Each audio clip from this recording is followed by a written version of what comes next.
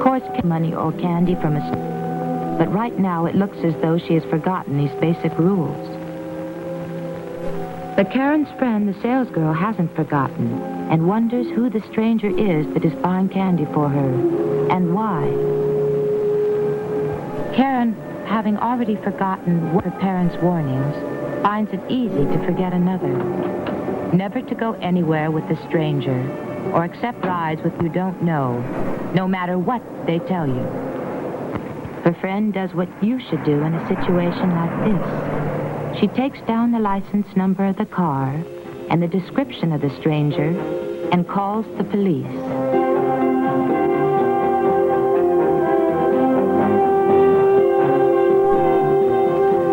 Her information is sent out by police radio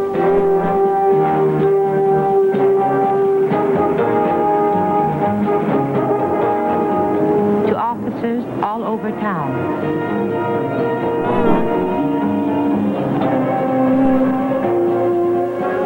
So that they can be on the lookout for the car with Karen and the stranger.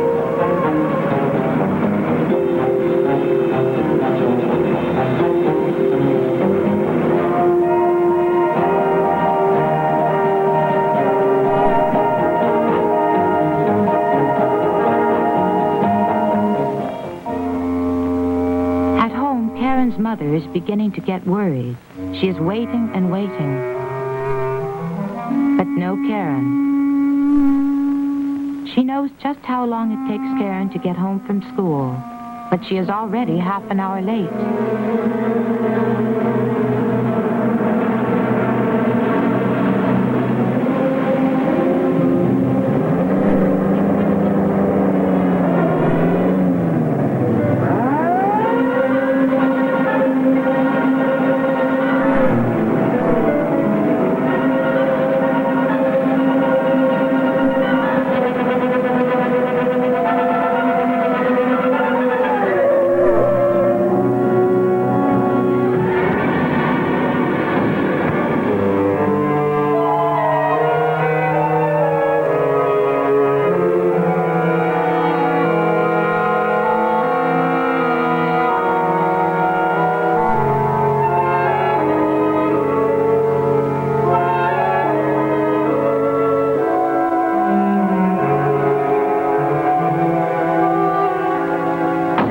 Karen's friend remembered to take down the car's license number, everything turned out all right.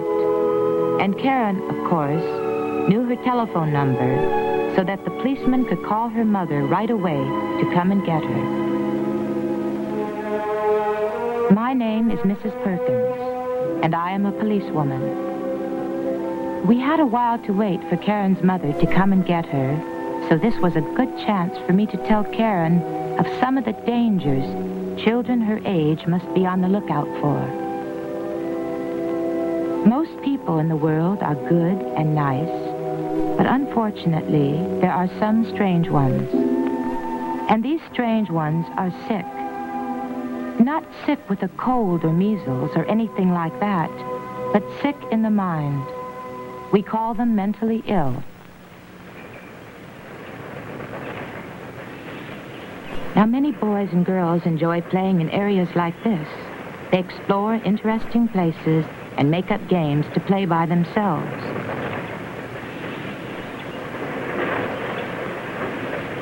But you never know when there might be a strange one around.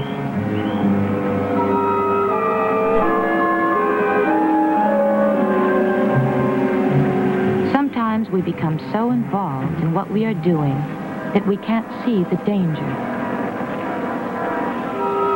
And even if this little boy had seen the man, how could he know that he was a strange one? There's no way to tell. The strange ones look just like everyone else.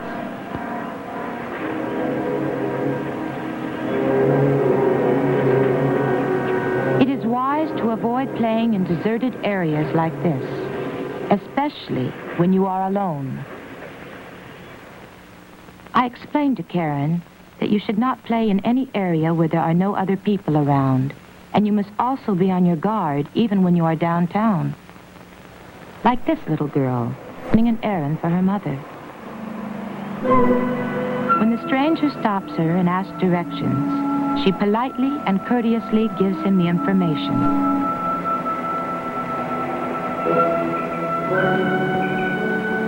But when he asks her to go with him, of course she says no, politely excuses herself, and goes on her way. Never go with strangers when they ask for directions. And if there is any trouble, just call out for help. And if you see any of your friends about to make a mistake, you can help.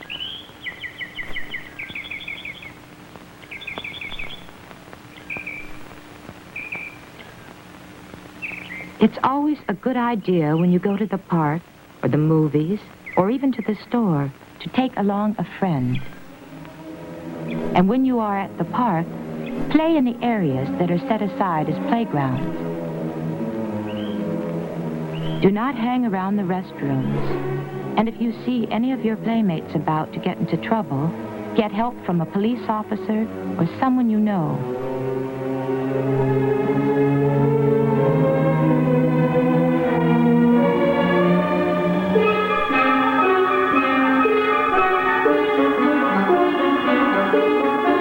Just as these children did, they ran and found the little girl's mother.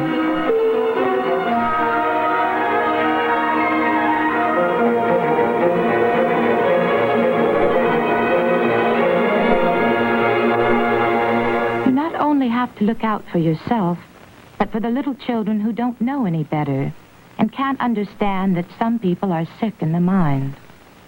There are so many ways you can get into trouble with the strange ones. And one of the quickest is by hitchhiking. It is a wise young man who knows not to hitch rides with strangers. There are so many things that could happen other than you're getting a quick ride home. The man may be drunk and get into an accident, or he may be just a bad driver, or a strange one with no intention of taking you home. If you ever see any of your friends hitchhiking and cannot stop them, get the license number of the car. And remember not to take shortcuts, especially through alleys or empty side streets.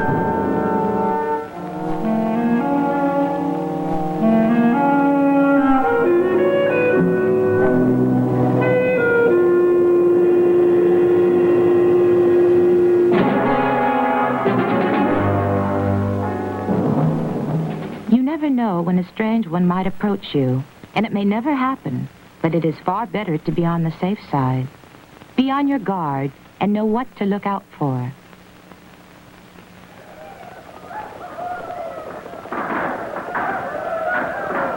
Like this little girl in the movie theater.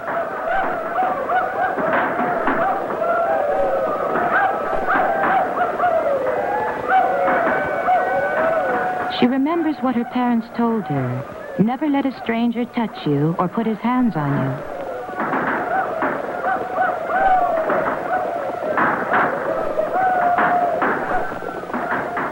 She told the usher in the theater, and this man won't bother anyone again. I think Karen can see now how foolish she was. And if it hadn't been for a friend, remembering the right thing to do, how much trouble she might have been in. Karen will remember never to accept gifts or rides from strangers, and now she knows to stay clear of deserted places. Well, Karen's adventure has made her have become wiser, too.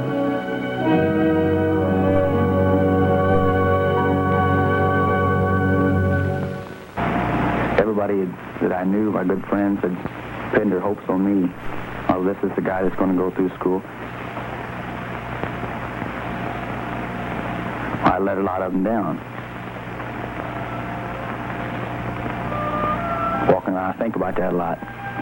You know, how come I did this and how come I did that, you know? Wasted 2.5 years, there's no doubt about that. Right now, I'm not doing anything. I'm drifting. Just 4 years ago, Alfred Barnard of Quincy, Illinois, was an honor student at the Quincy High School. His IQ, 118. An A student in the 8th grade. B's and A's in 9th grade. Still an honor student. 1 year later. D's and F's. failure. Al Barnard dropped out of school. One of millions of American youngsters out of school, out of work. Most of them, like Al, just drifting.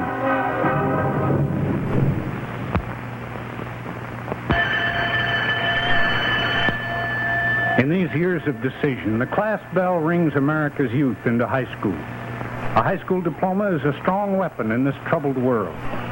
Most students graduate, but not all. 1 out of 3 high school students in the nation do not graduate. 1 million high school students drop out every year. In big cities, from schools like this in Quincy, Illinois. Quincy is a typical American city on the banks of the Mississippi. Here lives a dropout, Alfred Barnard, age 18. Al is not a typical dropout. No one is typical. But some of his reasons may be, and the unreasoning resentment that made him do what he did. Well, what was it in school that made you mad at everything? Well, I was doing pretty good in the 10th grade. And then I skipped school for a week one time, and I got a few lectures on it in front of the class, and that kind of made me a little angry, so that kind of built up in me, and I just quit. Do you think it was impulsive now? Do you think it was ill-considered? Yes, I do now. I definitely need schooling. I think anybody does. But at the time when I quit, I didn't think too much about that. I just thought about getting away from the teachers and getting a job and making money. As soon as you quit school, what did you do? Well, I looked for a job, and I found one right away at the shoe factory. And I worked there for about 9 months, and I quit because the work got monotonous and so on. Do you remember what you were thinking about when you went into this long period of skipping? Why did you want to skip? I can't think any reason for that. Me and this kid just decided to skip, so we skipped. I mean, there wasn't any reason. Was your schoolwork up to snuff? Yes. Well, Al, some of these teachers indicate that there was a very sudden change in your attitude from good work to bad work. Can you remember anything that happened either in or out of school that would have caused a very sudden change? The only thing I can think of would just be skipping school. There was a lot of things that were connected with it, but such as when I was in school, some classes I wouldn't have enough work, and I'd be daydreaming about the other guys quitting school my age, having jobs, clothes, things like that. But I think the big factor was the lecture on skipping school. Well, when you went into this final period of skipping, why did you suddenly decide to start skipping school? I think it just come on all of a sudden. I mean, the guy says, let's skip. I can't remember who said it, but it just happened. But there was no reason for it. What about work here? Is there any kind of work that you can get that you'd like? No, there's not. There's not much job opportunities at all. Do you have any notion about what kind of work you'd like to get? When I was smaller, I always wanted to be a lawyer, but I think that's kind of out of the question now. Without a diploma, a lot of things are out of the question, in Quincy or any other American city. Towns like this were not built on schooling. When Abe Lincoln matched self-education with Stephen Douglas in Quincy, Illinois, few men went far in school. Later, substantial families built lives and homes on thriving river commerce and industry. Quinceyites thrived with them. At least others still struggled to raise their standards. And now education through high school is their first hope. Among these people, school dropouts reach their highest level, 60%. This is nearly twice the dropout rate in all of Quincy. Even with a diploma, jobs are not easy to find in Quincy factories. For those without a diploma, jobs are still harder to find. Al Barnard lives here in Quincy's Indian Hills. It is low-rent housing. Most of his friends here are dropouts. Many parents in Al's neighborhood did not finish school. They don't understand schooling. Many are unable to help their children with schoolwork. There's no contact with teachers. They don't speak the same language. The environment favors the dropout. Al is a redhead. When he was younger, he was small for his age. He had to learn to make himself respected. He is independent by nature, even obstinate. Again, his environment encourages such attitudes. He swaggers a little when he walks. That, too, is in style. But such attitudes, even if desirable world outside school, were hard to shed when the school bell rang. The police in town know Al Barnard. They know many dropouts. Al was bright in his early school days. School was easy for him, too easy, if anything. But his older brother and sister quit school, then his friends. He found himself the last kid in his group, bringing school books home at night. The others seemed to have jobs, at least some of the time. They had money.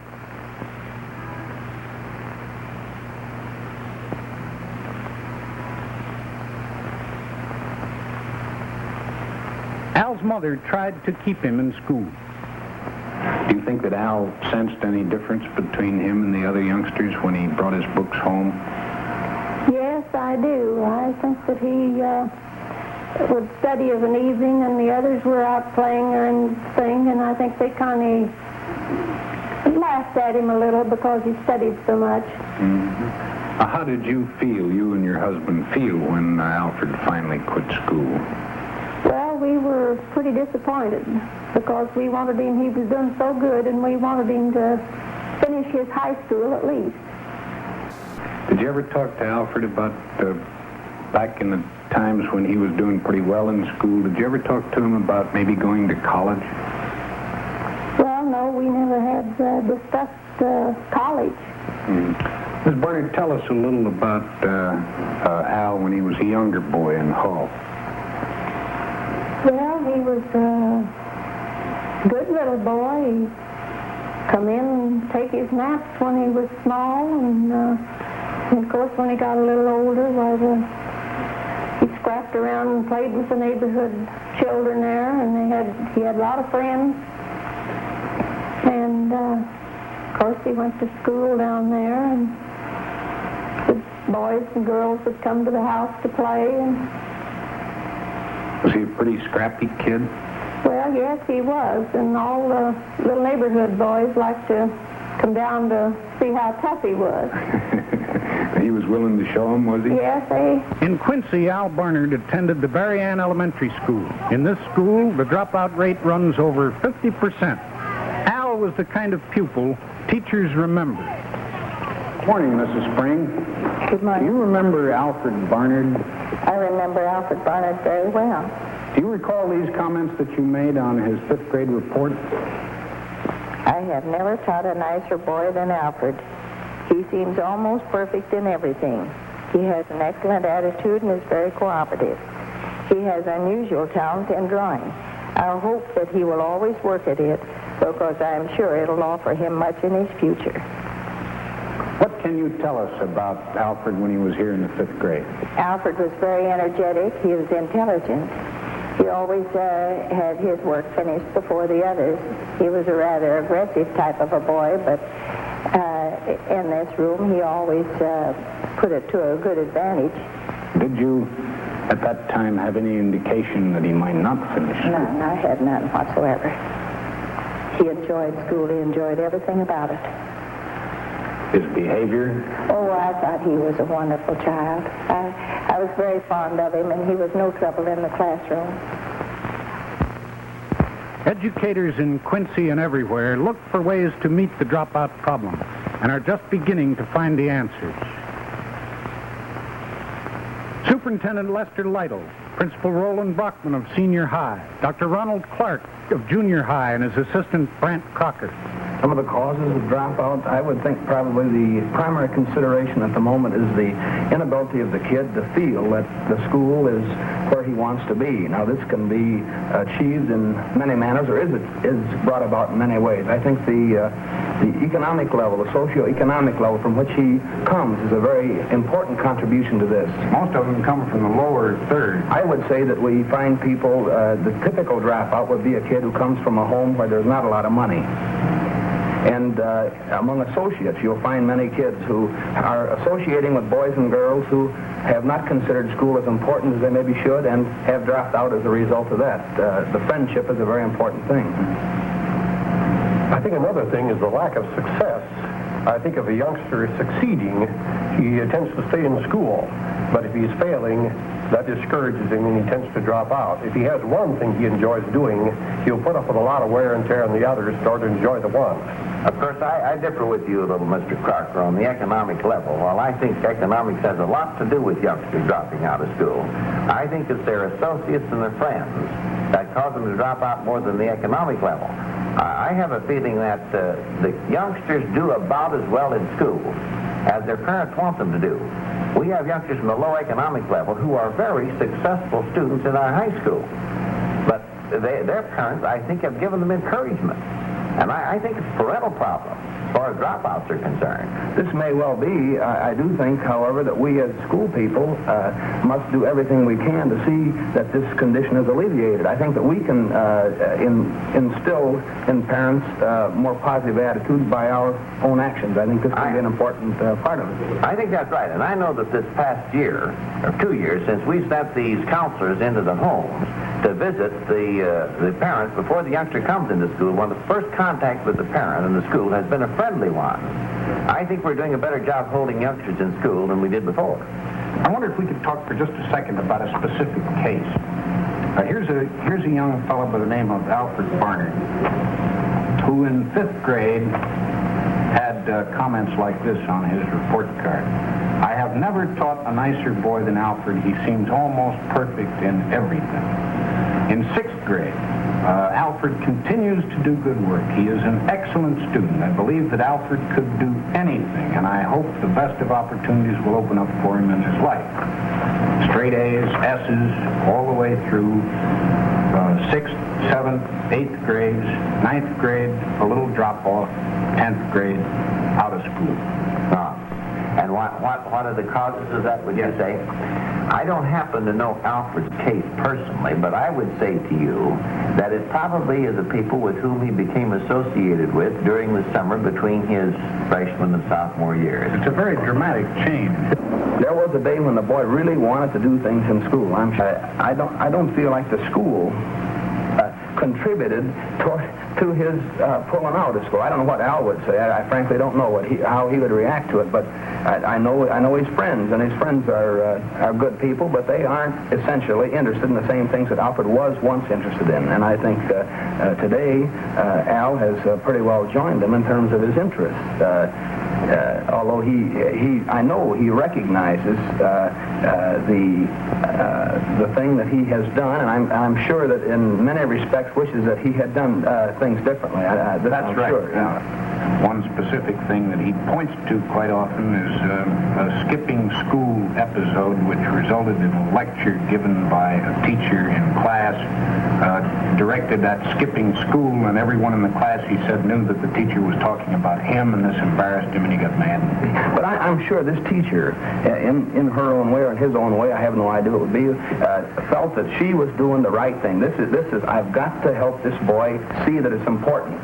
Well, we as teachers, Brad, don't you think, do the same with us students as we do with our own youngsters when we discipline them. We don't know whether we've used the right tactics in disciplining youngsters. I've disciplined my own daughter, and sometimes I think I was successful, and sometimes I know I did the wrong thing, but I did what I thought was best at the time, and I think that's exactly what teachers do. They do what they think is best at the particular time. Now, speaking of this case, I think we must admit that there's one place where the school may have been in error. I don't know about this, but unless, I think he dropped out at the end of his sophomore year and didn't return in his junior year. Now, I'm not sure that we sent a representative of the school to his home to see why he didn't come back to school. And I think that's one of the spots we must be sure with all these dropouts that we know why and that they have a home visit by some member of the school staff before the dropout is official. But I think there should be in every case of every dropout a final summation of what we've done and what we've tried to do to make it a part of the record. English teacher Margaret Fisher found Al a good student in 10th grade, but he didn't complete the year. I was never able to really figure that out. Al was awfully short for his age, and on numerous occasions he would indicate to me that he felt that he was the butt of jokes, and I think he harbored a lot of resentment against perhaps his own home background. Al's history teacher, Arthur Cox. I would like to say that Al had just a little bit of a feeling that the world was against him. I think that he felt that people weren't on his side. Geometry teacher John Parks can't explain it. I have no idea other than the fact that he was absent quite often. He was skipping school. I presume that to be the case, yes. Do you have any notion of why he quit school? I have no idea. There wasn't any one reason why I quit school. There was a number of reasons. And maybe I could have did things different. But I think if someone outside of my family and friends had come to me, they might have been able to straighten me out. But this never happened in senior high. Nobody ever came to me and says, Al, I want to talk to you. Your grades are dropping. So I figured they didn't care. He was hard to get next to. I would try to talk to him, explain to him what he was doing, his schoolwork, but he just simply didn't have any interest in school. I'd like to get up the nerve to go back and do it again, only do it different this time. I felt kind of awkward at senior high. All the people were different. I didn't feel right as I did in junior high. I was the last of my age group to quit.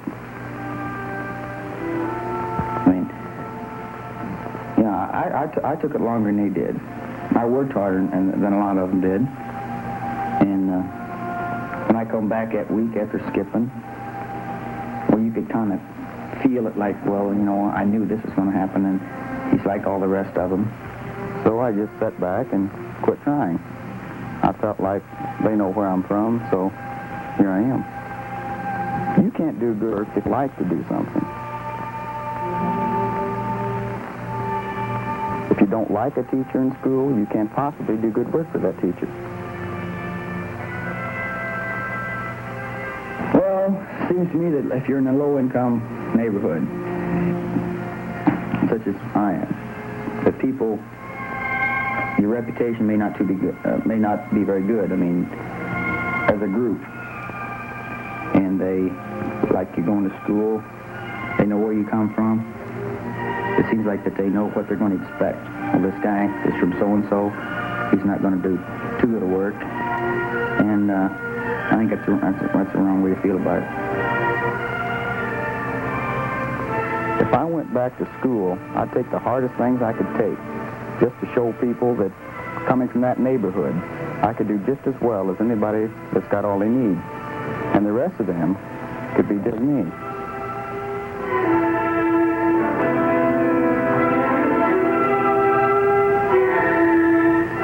The fact is that Al Barnard, with an IQ of 118, is a brighter boy than most who drop out of school, a more talented boy.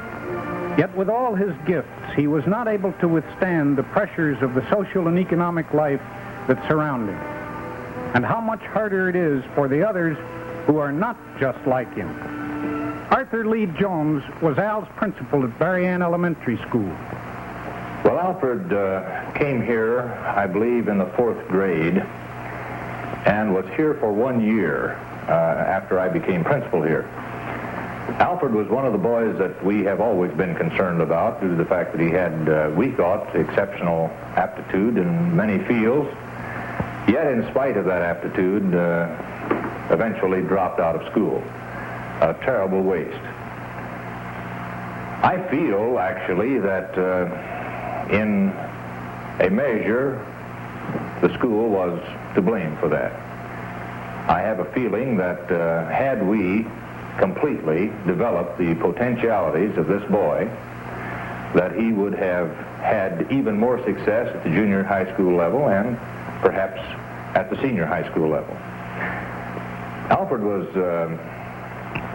a fine artist, fine athlete, very good student all the way through, evidenced great leadership, and I've thought about him many times. As a matter of fact, did contact Dr. Clark, the junior high school, concerning him on numerous occasions. We, I think, could have utilized many of his potentialities to a greater extent and perhaps have helped keep him in school. Of course, that's speculation on my part because it's already happened. It's already happened, says Principal Lee Jones. But he hopes it won't happen to children like these. They are just now starting in Al Barnard's footsteps through grammar school. Mr. Jones and his teachers know more now than they did. A 10-year study by the Quincy Youth Development Commission shows that the roots of dropout begin early, even in kindergarten. One way to change the pattern is to spot potential dropouts before the twig is bent, to correct maladjustment, to make school happy and productive and see that it stays that way. Much of the burden of dropout weighs on the schools, for dropouts past and future. Welfare Secretary Abraham Ribicoff says 1/2 of America's youngsters between 16 and 20, like Al and his friends, are jobless. He calls it a national tragedy, says schools must revise their programs for vocational training. The public must be willing to pay for such training and for better teaching and counseling at every level. At times I wish I was back in school. Wish I was doing something. I mean, it gets monotonous, same thing day after day, which is nothing. The days are long. They may become longer. There's little difference in the shape of when it's wasted. Perhaps Al will go back to school. Perhaps he can swallow his pride and associate with students younger than he. Return to a discipline now 3 years gone. Go to a status which most of his environment considers kid-like. It's a difficult challenge. Al is the product of his own world. If the schools have failed him in not holding him, his world has failed him in not giving him reason to be held. And we have failed both of them. Still, we aim our education at that bare 30% which will go on to college and offer little of interest to those who will not. If we are to hold young people in school, this must be changed. Nor can we look upon all schools as being equal, for they are not. They are the gathering point of the problems of the neighborhood. The greater the problems, the more help we will need to give them. One thing is certain. Our future is more linked to the Al Barnards of this world than to the satellites which a few in our society are producing. Societies are collections of individuals. None can be wasted. Certainly not 1 million a year. Our high school dropouts.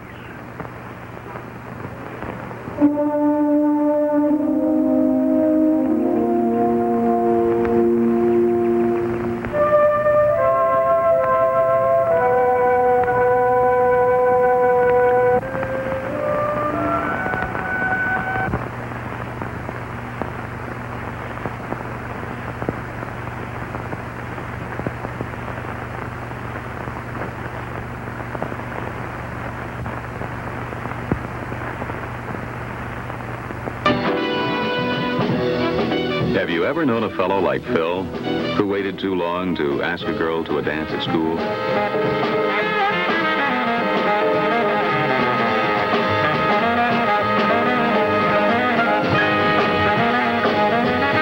You've got to give him credit for trying. But today, he's a loser, and his friends aren't making it easier for him.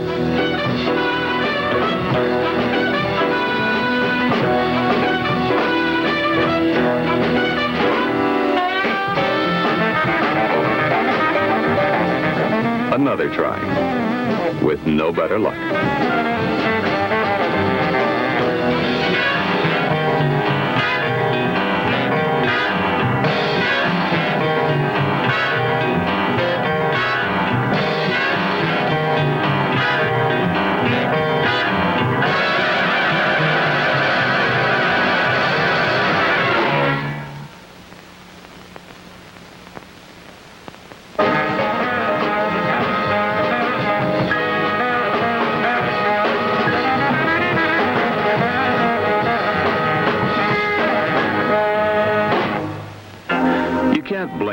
for wishing he'd behaved differently.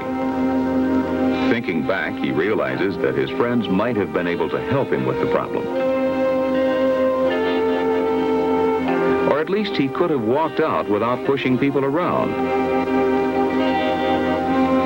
But that's not what Phil did, and he knows it. Is he starting to question his actions? To wonder whether his behavior was immature?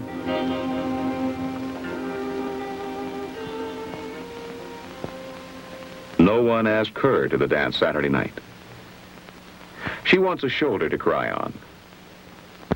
But her mother isn't offering her sympathy. She's having too much fun with an old friend.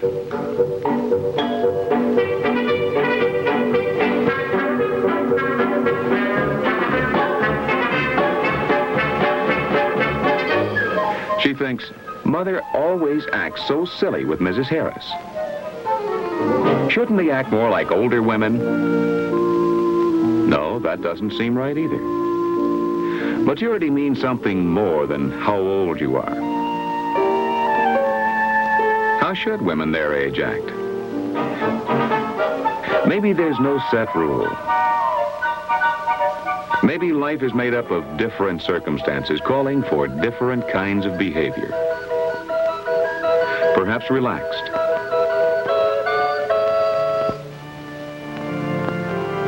Perhaps respectful.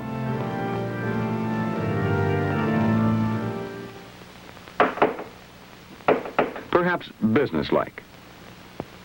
Or perhaps friendly.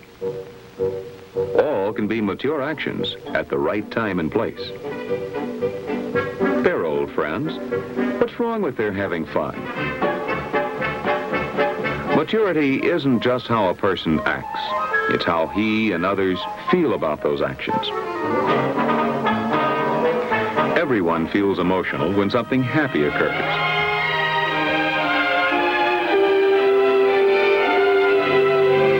When something frightening happens. Or when something tragically funny takes place. But people behave differently. Some show the first feeling they have, and sometimes their reactions cause pain.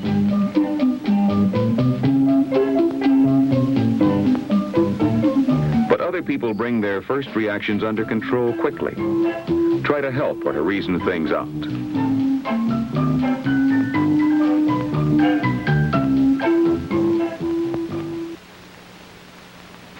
It's no use saying, be mature, or act maturely. There's no rule for maturity in young people, or adults. It's something a person works out on his own, perhaps by thinking things over when upset or excited. And, in the end, the more mature the behavior, the more pleasant life can be for that person, and for others, too.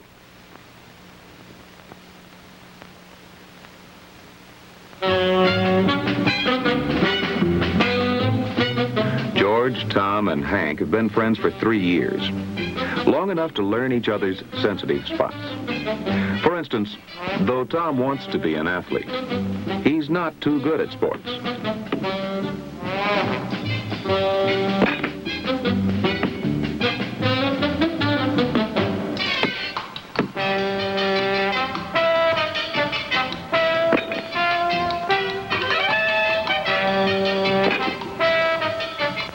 Okay, it's true.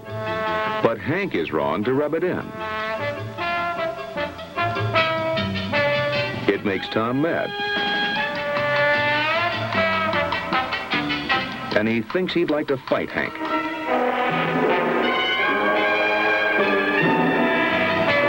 But he doesn't. The conversation changes, and the tension is easing up.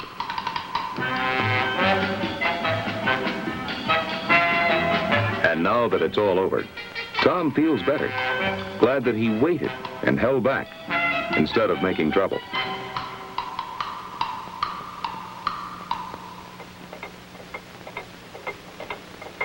Sally wants to go to her club meeting an hour early.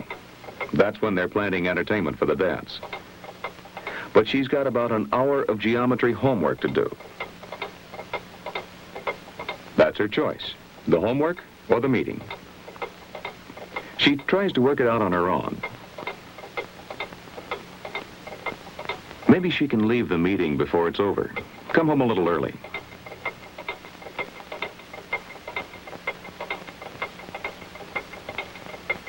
Or maybe her mother will let her stay up late after the meeting to do her homework.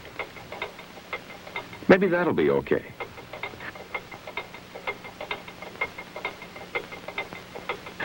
Or maybe she can come to the meeting late, but still get in on planning the entertainment. Maybe that'll be all right with the girls. Maybe not. Is there a different solution? Maybe Margot Carlson will let her copy her homework.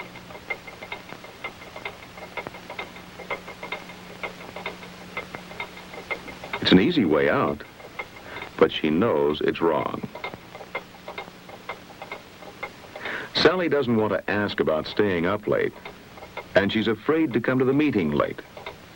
And the situation is more difficult because the choices are not equally mature ones.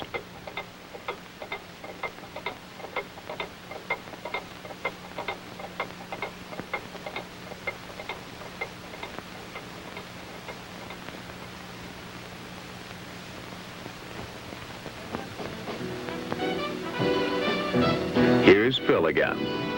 Remember he was looking for a date? Well, he's got one. With Betty. He doesn't especially like her. She's okay.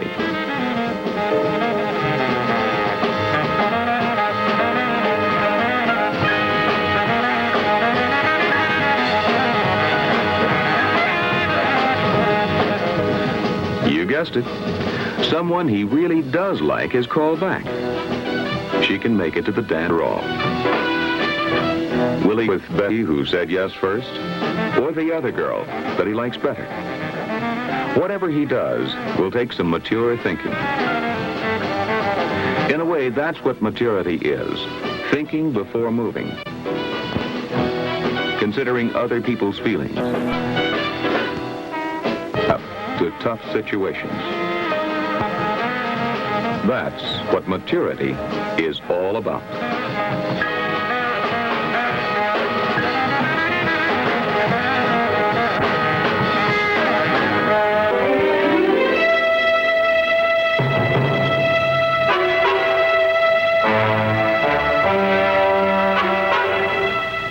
They say, what you don't know can't hurt you. But in the next few minutes, we will demonstrate that what you don't read can harm or even kill you. Mr. Willis was using paint remover to strip the finish from a piece of furniture.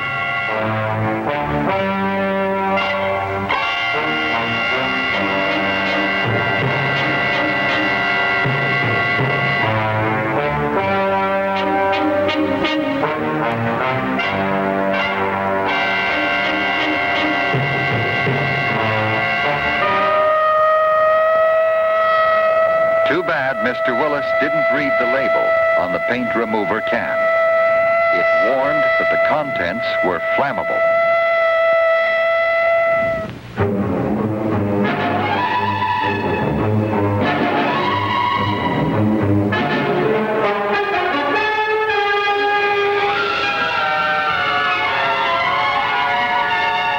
On many products we use every day, there are important words on the labels.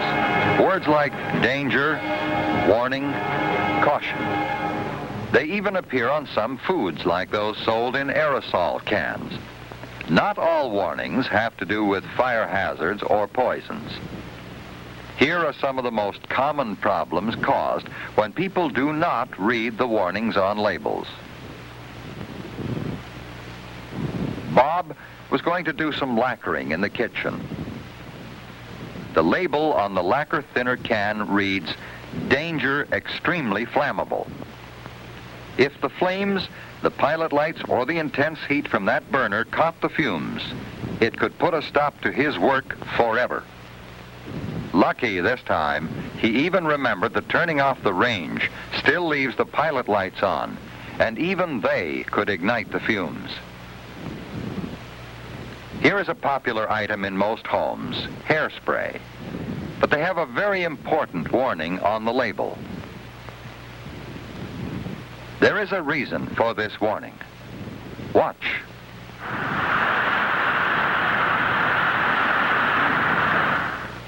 Some materials, of course, such as charcoal starter fluids, are made to burn easily.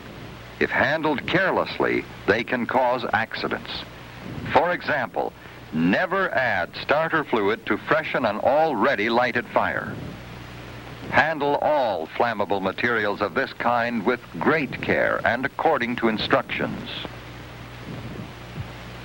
The Browns never knew how close they came to having a visit from the fire department when Debbie sprayed for insects in the forced air furnace closet. Most insecticides are carried in a light oil, a mist that can be ignited by furnace or water heater pilot lights. In enclosed spaces, spray insecticides may be very poisonous as well. Read the label.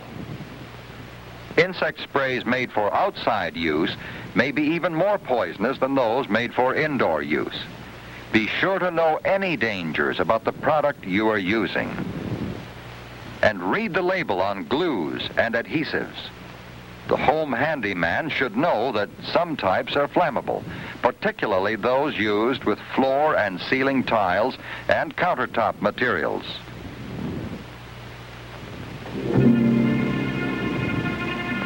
Joan sustained serious facial injuries when a pressurized can of air freshener blew up.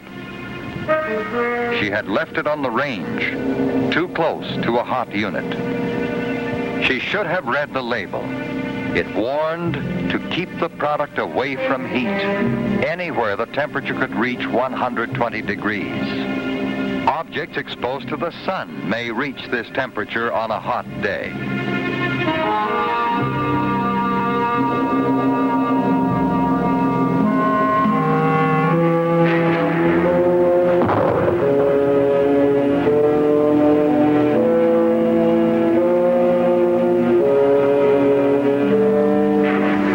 Because aerosol cans may explode, never discard them with trash that is to be burned. They could explode in the fire and cause injuries. Care should be taken never to store aerosol packaged products in the glove compartment or trunk of a car. Heat builds up when the car is parked in the sun, and the can may explode or release all of the product, creating a real mess.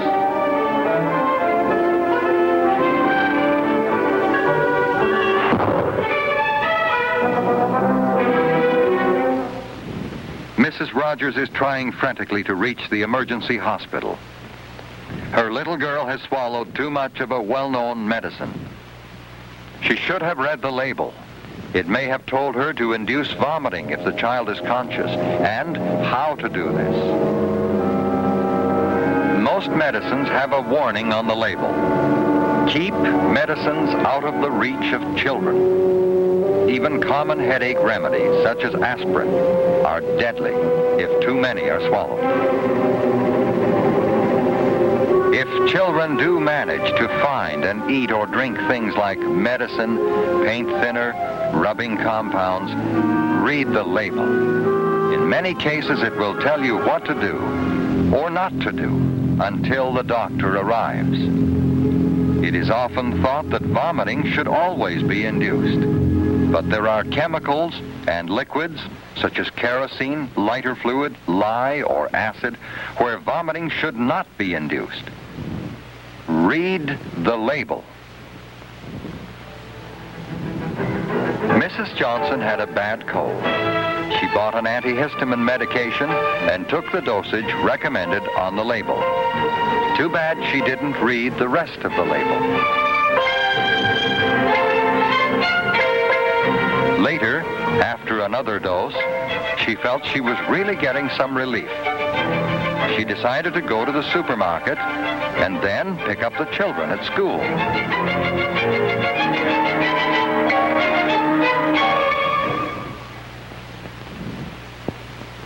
She never really knew what happened. She woke up in the emergency hospital. she had blacked out at the wheel. The Cold Remedy label had warned that drowsiness might follow the dosage, and that anyone taking it should not try to drive or operate machinery. Several modern preparations, like Mrs. Johnson's Cold Remedy, contain drugs that may make you drowsy. This can cause serious driving problems. The problems are compounded when drugs are mixed with other drugs or with alcohol. Because we use many products that have built-in hazards, always read the label. Look for the word danger for highest hazards. Look for the word warning for substantial hazard. Look for the word caution for what may be a lesser hazard. But remember, any hazard can harm you. If you saw a sign like this, you wouldn't try to drive on through. Such notices make an impression. Think of the warning on the container as being just as big and impressive. If there is printed material on the container, the manufacturer wants to tell you something. How much to take, how to use, what to do. And if there is danger, a warning that could save you suffering or save your life. And fortunately, you may have a choice.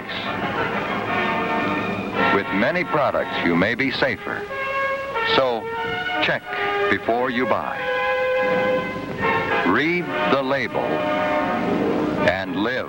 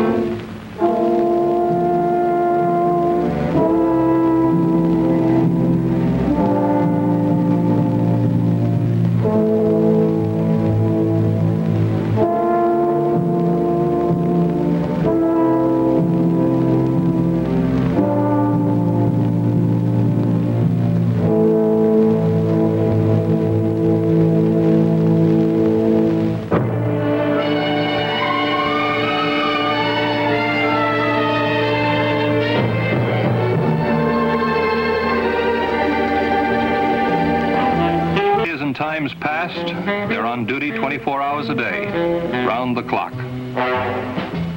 Cars 25 and 32, you have a signal 60 at Pine and Boulevard Heights at 10:20. More and more police departments throughout the country are using the latest techniques of police science and their finest men to control and, if possible, wipe out juvenile crime. Hello.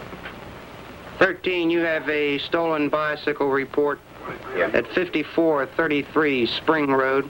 I don't want to see you in here again for this foolishness, do you understand? Yes, sir. I'm going to release you to your mother today, but tomorrow morning, the first thing, I want you to see the school counselor. You understand that? Yes, sir. I'll let you take him home now, but you make certain he sees the counselor tomorrow morning. I'll be by the school in the afternoon to make sure you've done this. All right? Thank you. You can take him home now. What are your Truancy. parents going to think about it? Shoplifting. You ever been in trouble before, Tony? No, sir. Your first go. How about you, Bobby? Never. Yes, we have your son at the station. We want you to come down. We want to talk to you about this boy. Fine. Goodbye. My name is Vincent Free.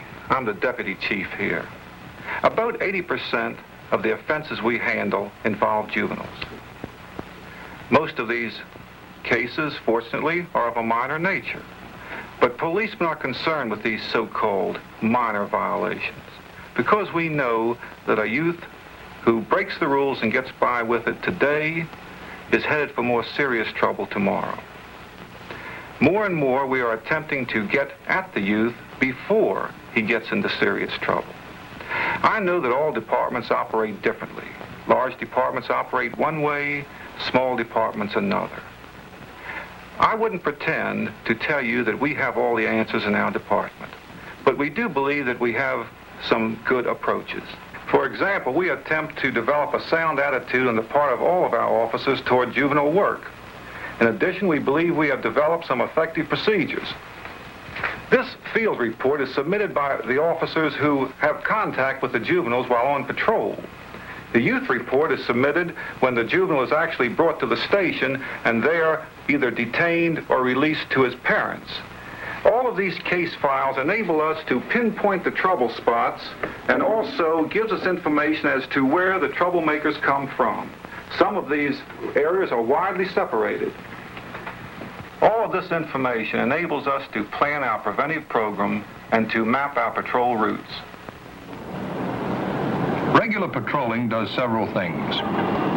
It enables police to check on persons, places, and conditions which may contribute to delinquency. It discourages violations.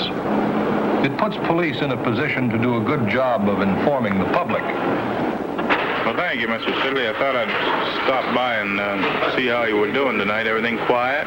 Very quiet. Getting back to that talk I gave the other night, maybe if we get some more people to give us some more cooperation, we could do a whole lot more. The other night we went to a place down the street and kids got in there, broke up the man's showcase, glasses, tore the place up completely. We got there, the kids were standing around like a bunch of angels. Couldn't get the man to prosecute. We've got to get together on this. Everybody.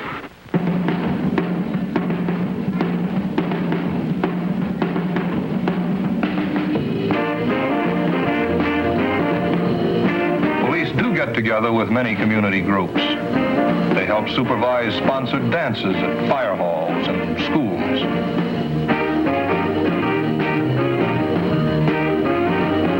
Officer Arthur Kreiner often finds this duty added to his busy schedule. His presence is reassuring to both chaperones and teenagers. Such programs give youngsters something to do at night. County Police. Too many parents do not know where their children are or what they're up to after dark. I gotta tell you about. Listen, I want to tell you about. My kid is missing, and she's been gone for a long time. One moment, please. I'll connect you with juvenile. Oh, all right, okay. Just Juvenile Bureau, Foley speaking. Is this a policeman? A policewoman? Well, listen, I've got to tell you about my daughter. She's been missing for a long time, and I'm terribly worried about her. I don't know where she is. Well, how long ago did she leave? What? Well, she went out with these 3 kids, and I don't know who they are. They're very hooded. Oh, shut up, damn it! What is your name, madam? My name is Mrs. Parrish, and her name is Jane.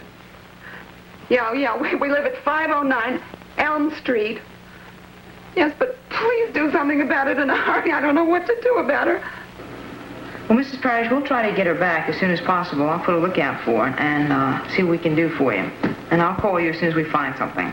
All cars, signal 1034. It's 8333. Did you see the... All cars, attempt to locate one Jane Parrish, white female, 16 years, 5'2", 110 pounds.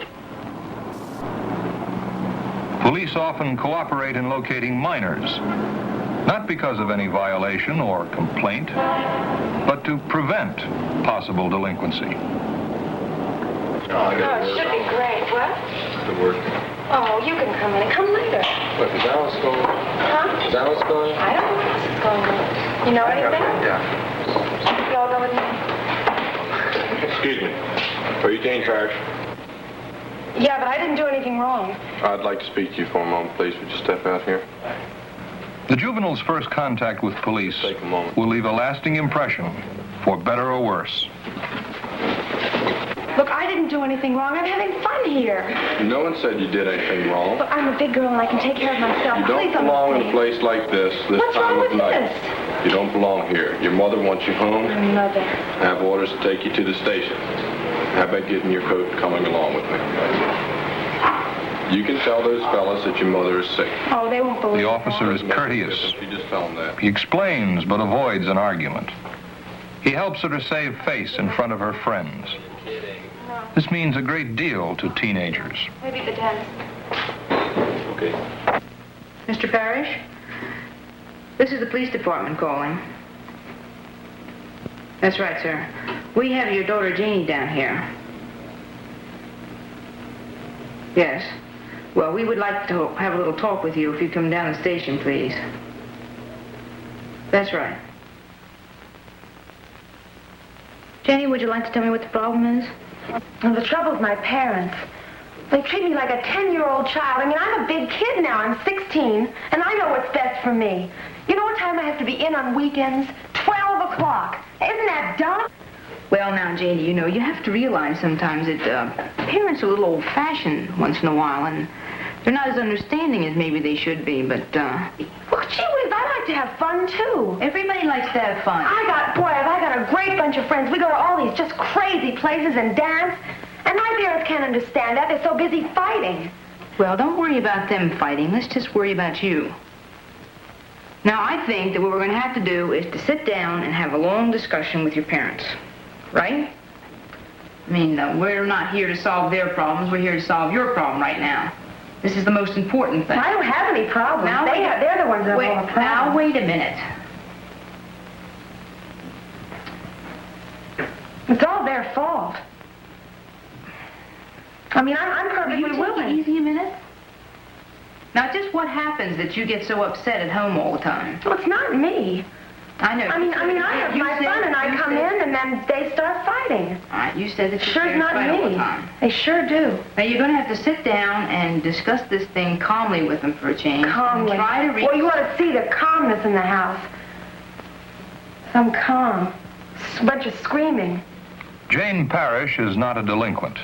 Not yet. That you can sit down with She may well become one unless her family situation improves. calmly and collectively.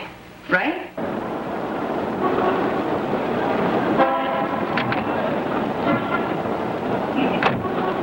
Well, things pretty quiet tonight, aren't they? Yeah, exceptionally.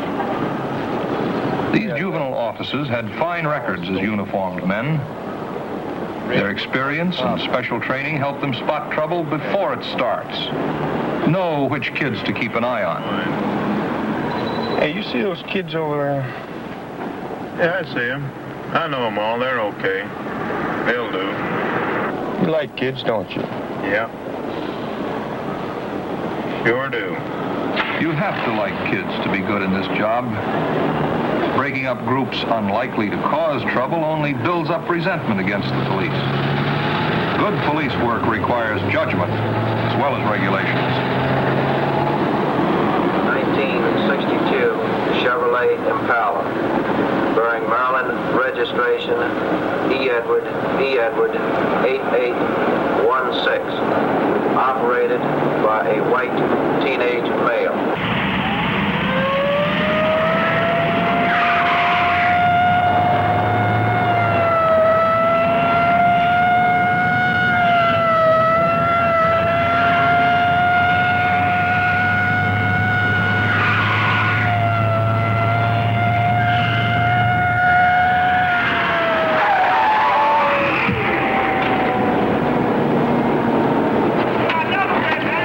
Stay right where you are.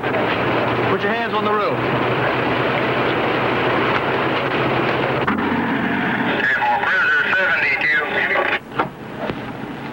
72 by headquarters. Go ahead. Meet Officer Parker at the Sweetland Shopping Center. Reference to a juvenile that he is apprehended in a stolen auto. 10-4, en route. What's your name, young fella? What's your name? Bucky. Bucky. What's your last name? I have to talk to no cop.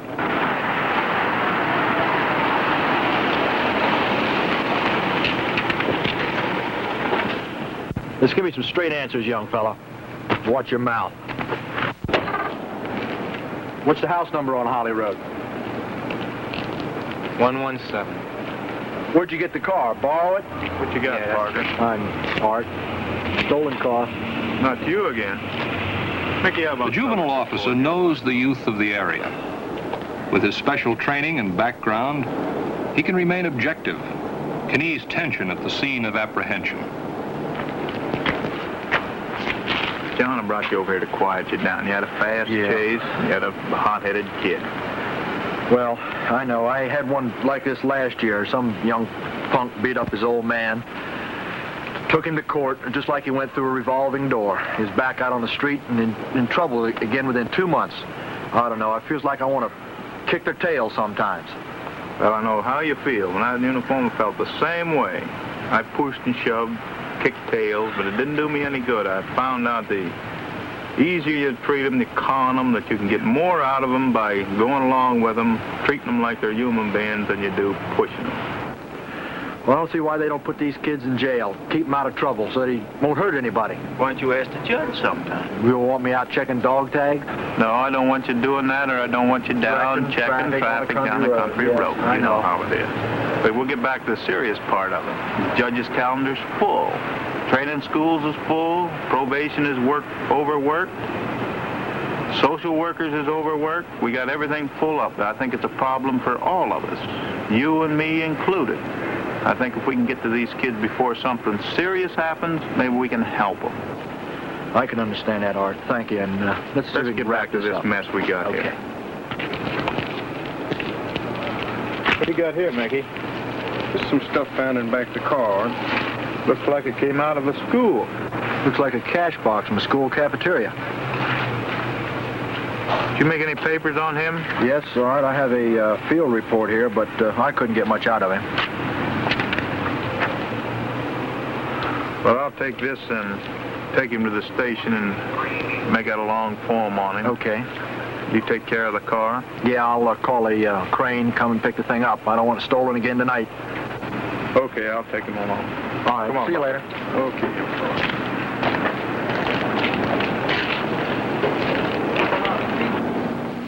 Well, I think that your lack of cooperation is one of your big problems.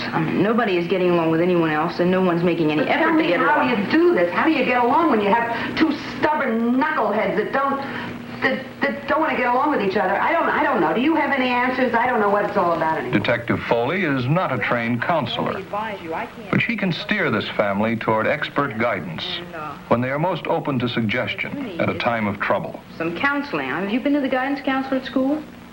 She's flunking in school because she's running around half the night. Oh, please. That's true, isn't it? She asked me a blame it on question. just one person, and besides that, Mrs. Parrish is right. Have you? You asked me about the counselors at school, and I don't know what to tell you because I don't understand them. They keep telling us that it's our fault. Everything's our fault.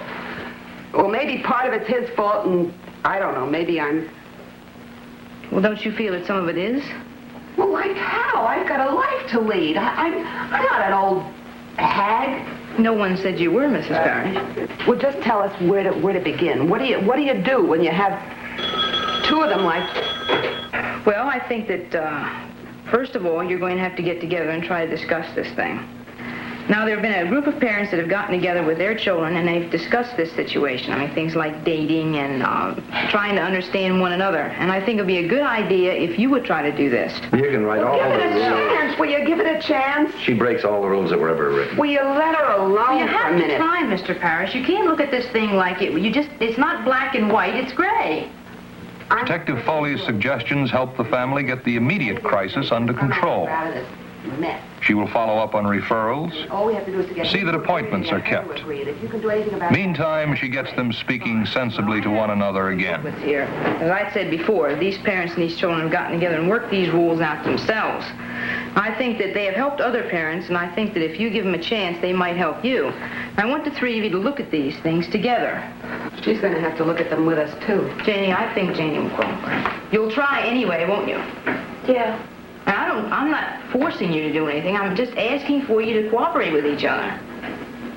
You look those over and I have to make a phone call. I'll be back. Come over here and look at it. Okay.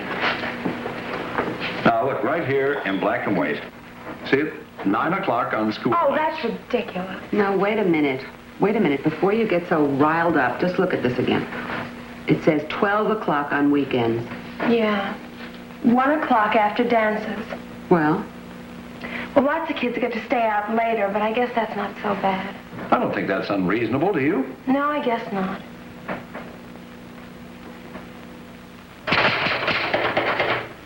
Buck, when's your birthday? You already know that. You had me in here enough. What do you want me to do? Just put it in blank? I've had a lot of other kids in here besides you, you know. You're not the only one that's ever It doesn't been make in any trouble. difference, then. Doesn't?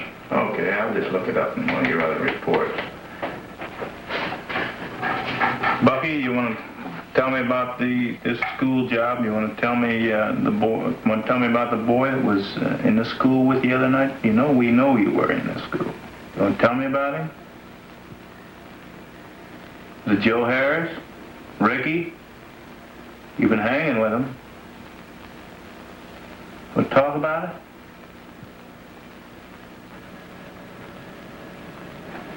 Was it Joe Harris? Ricky Nelson? Huh? You sleep in the laundromats with him. You could very well have gone into that school with him, too. Did you want to talk to me? I've never spoken you. How about a cigarette?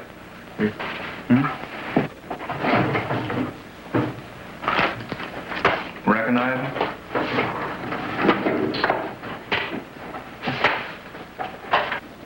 Hey, tell me something. How'd they ever catch you in that car? Got that one of the hottest. They sweated me, cornered me in, cut me off. No place to run. If I'd been on the highway, they would have caught me. Tell me about it. Where'd you get it? How'd you get it?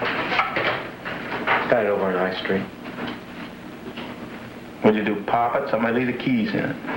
No, hot wired. Hot wire. The juvenile officer wants all the facts. Who's under the hood? I got But he makes no promises, uses no threats to get them. Paula, 62. The juvenile officer is interested in the boy as a person. The detective's aim is to help the young person in trouble and to protect the public, not to pass judgment. The officer takes time to get to know the youngster better. The subject's motivations, abilities, interests, and home background may have a bearing on disposition of the case. Tell me something. I know you're good with cars. You ever think about learning to use your knowledge? You got a little sense, I hope. Put it to some advantage? Fix them? You ever think about going to school or something? Thought about it sometimes. Just sometimes. Well, where do we go from here? That's up to you, isn't it? Well, I guess so.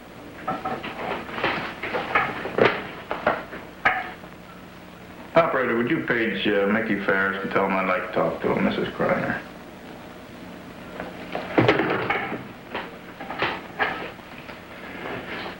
Well, Buck, now we will go from here. Janie, I just talked to your minister on the telephone. He'd like to see you tomorrow after school. I know you haven't attended church very much, but that's all right. I think he can probably do you some good right now. Don't you? Yeah, I guess so. Okay. Well, what about the schoolwork? Now, that's one of the big problems that just bothers me tremendously, and I'd like to know something or some suggestions about the schoolwork.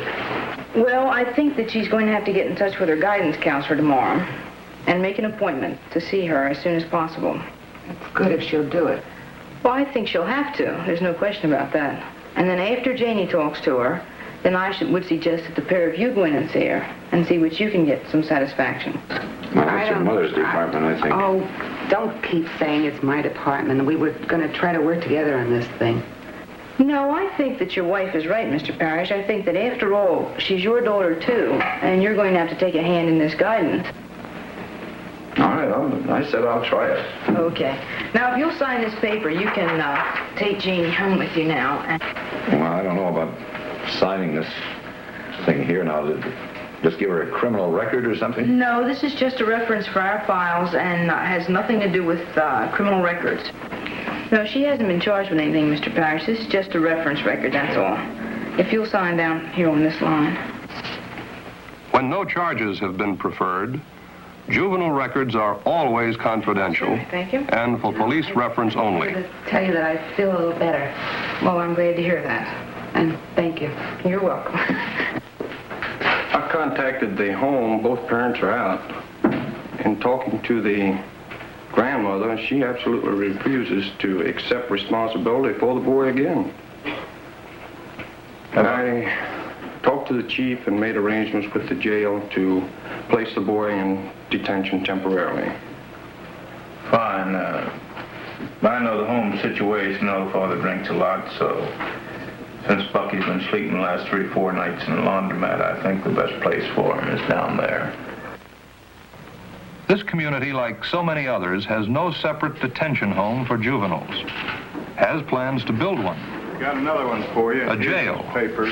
Even where juvenile cells are separated from adults, is no place to hold a juvenile.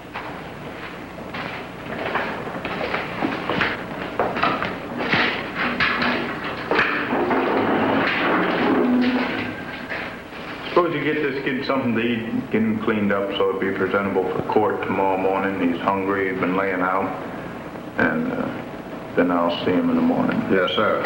Okay, Bucky, I'll see you in the morning. The officer, by showing concern for the juvenile's welfare, can help make up for improper facilities.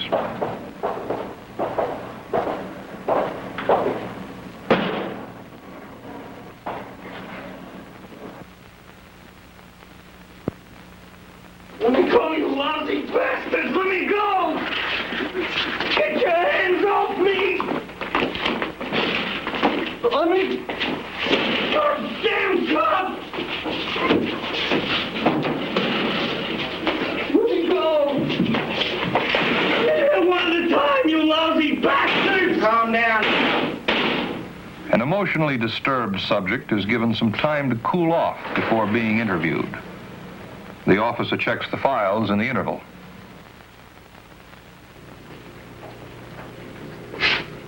Feel a little better, John? I feel lousy.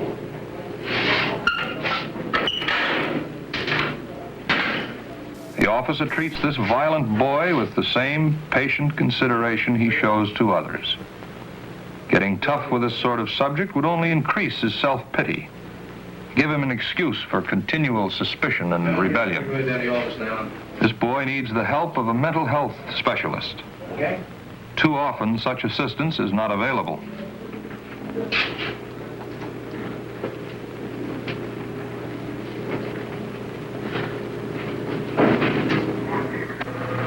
John, I'm looking over your card here.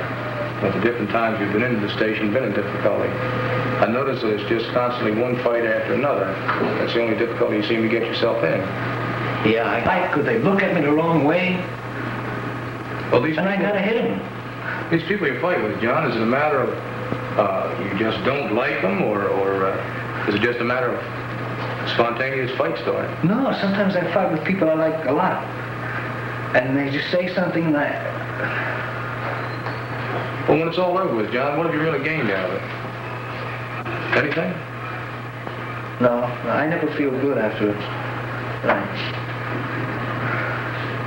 Well, the only thing that amazed me about This officer recognizes the vicious circle of resentment, fear, self-pity, and retaliation which dominates John Scott. Wasn't even bothering this guy. He's careful not to provide Scott with any excuse to rebel, to feel persecuted. And I hit him with a bottle. Had you said anything at all to him? I told him to go to hell. Police officer and the specialist are members of the same team. Through them, law enforcement and changing the outlook and behavior of one individual become part of the same essential endeavor. When you're picked up by the uniformed officers leaving the ball field, why all the big fight? What'd you gain out of it? I just didn't like the way they grabbed me. That's all. They grabbed me and I got scared. I was scared. I didn't want to go to jail. Well, from what I was sorry after I hit the guy. I mean, I wasn't sorry when I did it, but I was really sorry after. Well, John, how long do you think we can keep slipping by these things here? I'm sorry, and that seems to heal all wounds. I don't know.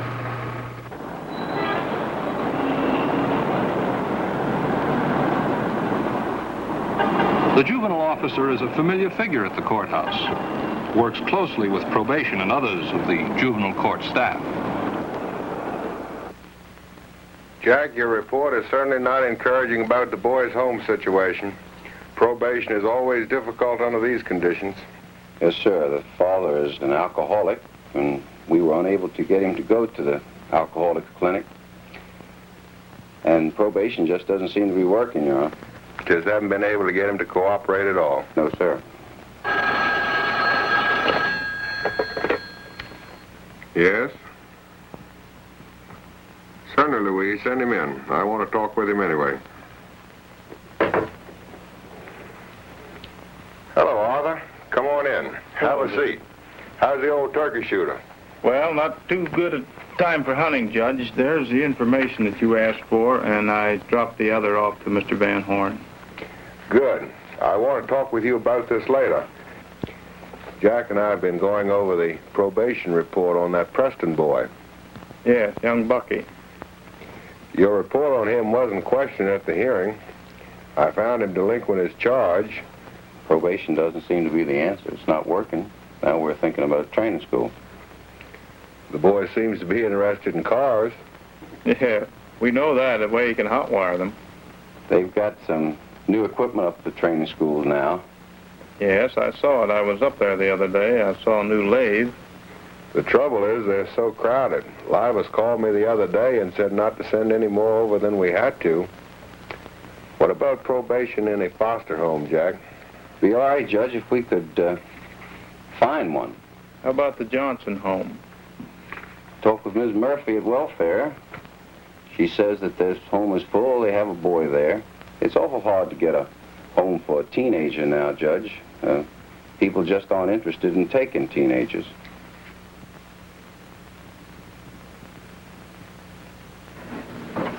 In view of your past record and the family situation which exists at home, this court orders that you be committed to the State Training School for Boys, the Senior Division, for an indefinite period of time.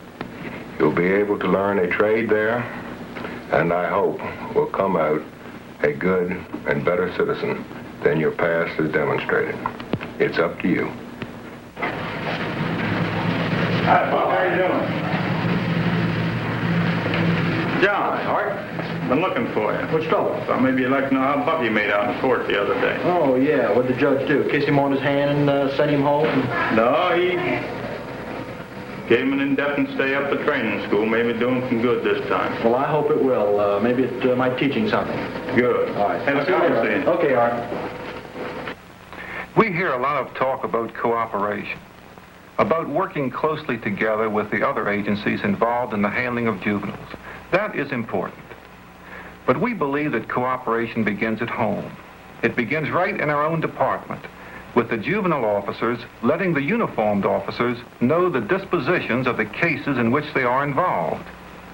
It's all part of developing a sound attitude in every officer. An attitude which is consistent with the finest principles of law enforcement. An attitude which will do the most good for the youth of our country.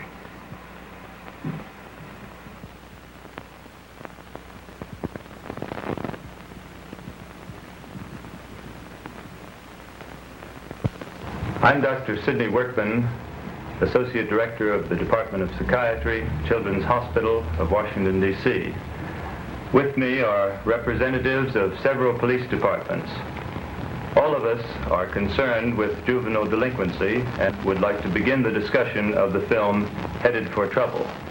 Officer Duvall, what did you think of the handling of Jane Parrish in the film?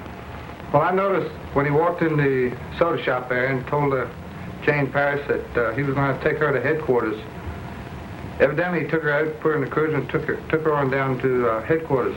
But I've noticed in a lot of police departments, this is not allowed to have a woman in the car with a uniformed man unless there is a woman policeman along or transported by a woman policeman. Ideally, a female, whether an adult or a juvenile, should not be transported alone, especially with one male officer or even with two.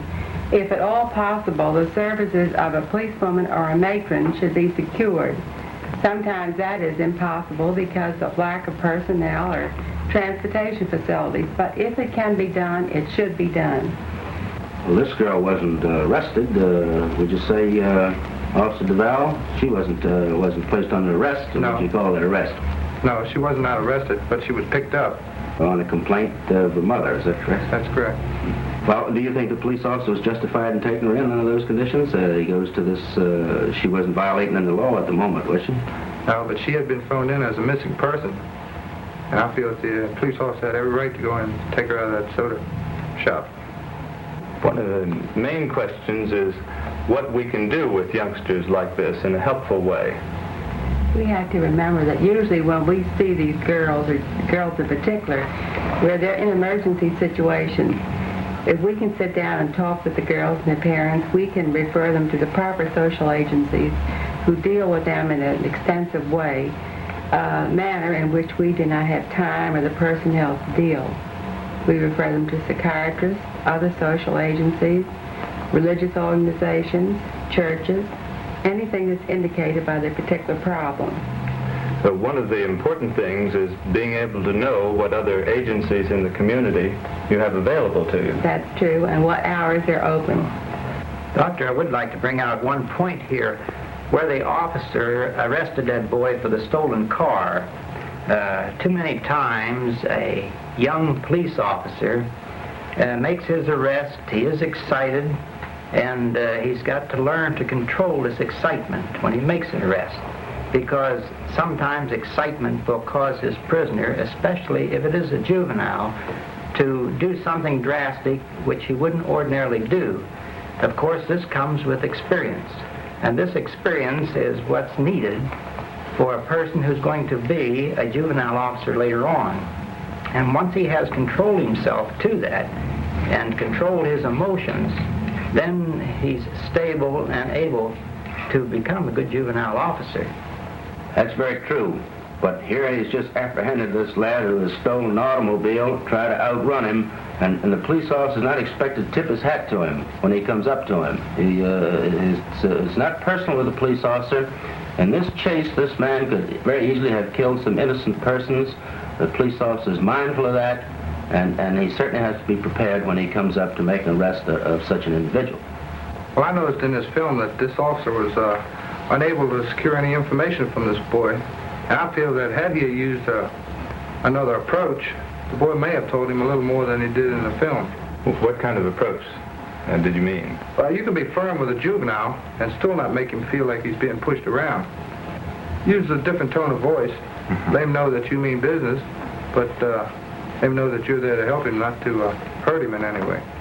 Now that's what a new uniform officer will learn if they have close cooperation between the uniform and the plainclothes force, just like this picture showed us here.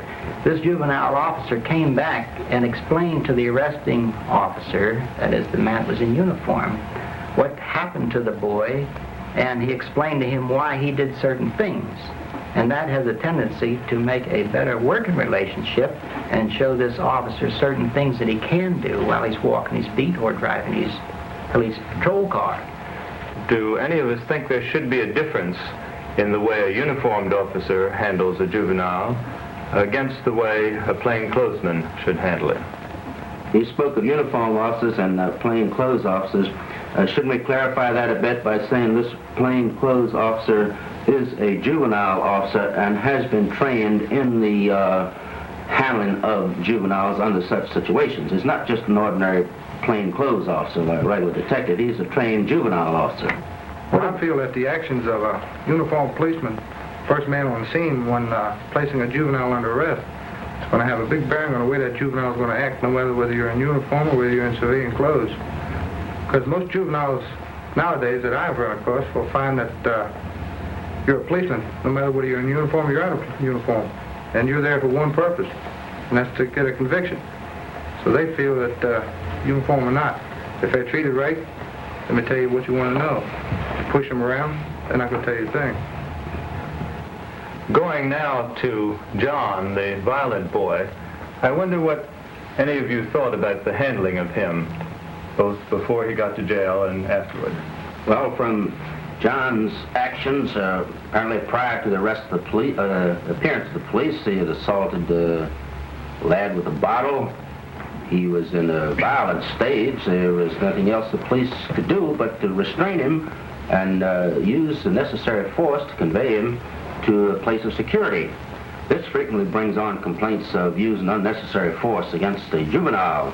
But in this instance, I think the police were perfectly justified in using the amount of force that they did to convey this John to the lockup. Well, I feel the same as the captain, that in the show there, while he was talking to the detective, he stated that he had swung at one of the officers. Well, we're out there to arrest people when they violate the law, and we're not out there to take beatings. And when you take a man in, you take him in with whatever force is necessary. But there again, you had the good professional approach of the juvenile man coming in quiet and calm and going to explore the case in a businesslike and dignified manner. Well, I see that our time is up. I know that there are many more things that we could discuss today. We haven't had a chance to talk about the juvenile court, about probation, about community relations, about the many other aspects of this film and the work with juvenile delinquents. We hope, though, that you in the audience will continue the discussion that we've started. National Educational Television. Educational Television.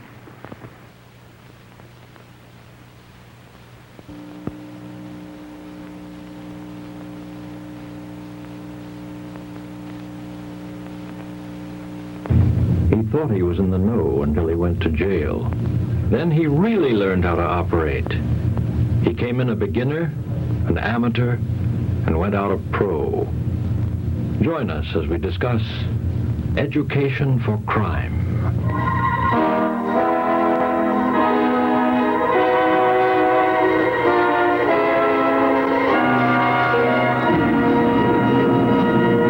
Searchlights on Delinquency, a blueprint for action. Produced for the Educational Television and Radio Center under the supervision of the Sheriff's Office of Cook County, Illinois.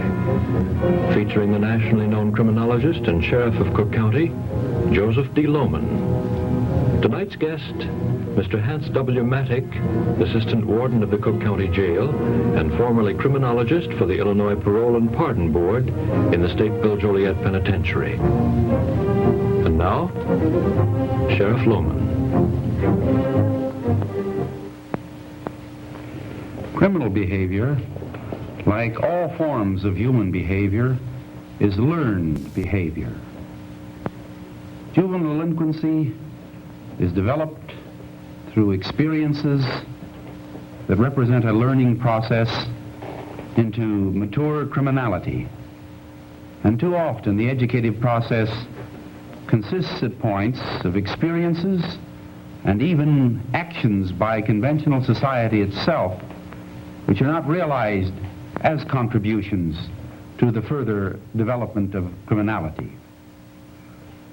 The juvenile delinquent does not inherit his disposition toward crime. The professional criminal does not inherit it. The individual does not invent his disposition toward crime or the various ways and means by which he acts against the conventional world. He learns these things from other people, and he becomes ever more sophisticated as his learning process is more complete. Just as a doctor or a lawyer or a teacher becomes proficient as such through contact with persons who know about those professions, just as a doctor or lawyer or a teacher learns about the disciplines in which they may work through the sciences that possess the knowledge and the skills and the information that enter into their professions, so does a professional criminal become such by contact with those individuals who possess the fund of information which makes up the world of crime. The individual learns about crime as one learns about anything, by being exposed to the knowledge or the experience of others. And paradoxically enough, it helps to be in an institution which is designed either to punish the criminal or to rehabilitate him, may in fact, and too often does, merely mature him as a criminal, send him further along the road to crime. What does one learn generally from other people? One acquires one's attitudes and values, the norms of conduct, even the motives themselves. And one acquires as well the techniques and skills that are useful in supporting and implementing those values and those norms. These things we learn from others in groups, either through processes of formal education such as the school, or more importantly, through informal association in the home, in the playgroup, in the neighborhood, or in the community. How does one learn about crime or to be a criminal? By contact with the culture of crime, by being in contact and communication with others through language and symbols, just as one learns about anything else. And learning takes place, as I've suggested, not only in formal classes, but in and through all kinds of group experience. And we have learned that the most forceful education is that which goes on in intimate and highly personal groups. And these exist for delinquents just as surely as they may exist for youngsters brought up in a law-abiding atmosphere. In our complex society, there are many communities, many different groupings, and each enters into the individuals who are a part of them or live in them. We participate at one and the same time in the larger society and also in the local community. And we may live in a local community. A youngster may be brought up in an area where there is a tradition of crime, where there are forces which prepare him for such a career. And strangely enough, whatever formal education he gets may come in the form of institutions which further support those original ideas and notions that he has secured in some backwash of the general community. In free society, an individual may reflect the qualities and the atmosphere of his neighborhood. He may be a delinquent out of a delinquent area, or he may be a conventional citizen out of a middle-class, conventionally organized community. Whatever he is scattered here and there, reflecting the highly differentiated character of the large, free community. But if he gets in contact, in conflict with the law, if he has occasion to be acted against by society, if we elect to put him aside and to treat of him with a view to reforming him, we gather together all these individuals from their separate places and bring them together in one place.